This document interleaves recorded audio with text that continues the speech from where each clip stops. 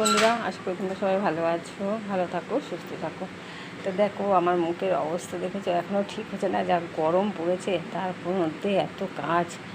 হ্যাঁ, এখনও আমি ঘর গুছিয়ে উঠতে পারিনি, তো মোটামুটি হয়ে গেছে। তা যাই হোক, রান্নাও তো করতে হচ্ছে, বাইরে শাশুড়ি মায়েরও শরীর খারাপ। তা চলো কী রান্না করলাম তোমাদেরকে দেখাই।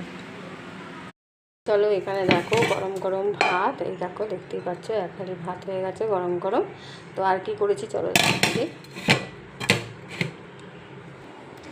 আর এখানে আছে দেখো উচ্ছে, আলু, এখনও মাখিনি। এই যেখানে শুকনো লঙ্কা আর সর্ষে, শুকনো লঙ্কা সর্ষে আর সর্ষের তেল দিয়ে ভেজে নিয়েছি। এইটা দিয়ে মাখলে বন্ধুরা যা দারুণ লাগে না, উচ্ছে ভাতেটা খেতে দারুণ লাগে, দারুণ। তো আমার রান্নাঘরে বেশি আলো আর ঢোকে না, বুঝতেই তো পারছো, ভাড়া বাড়িতে মানে একটা ছাড়ি তার একটা দোষ থেকেই থাকে। তো চলো আর কি করেছি। আর এখানে আছে মাছের ঝোল, এই দেখো দেখতে পাচ্ছি।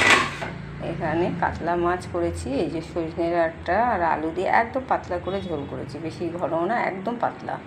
আর ওপরে ধনেপাতা দিয়ে দিচ্ছি।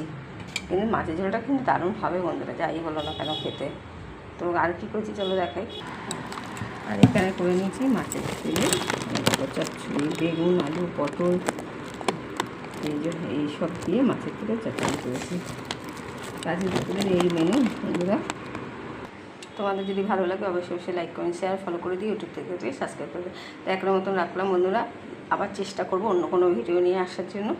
তো টাটা, সবাই ভালো থেকো, সুস্থ থেকো।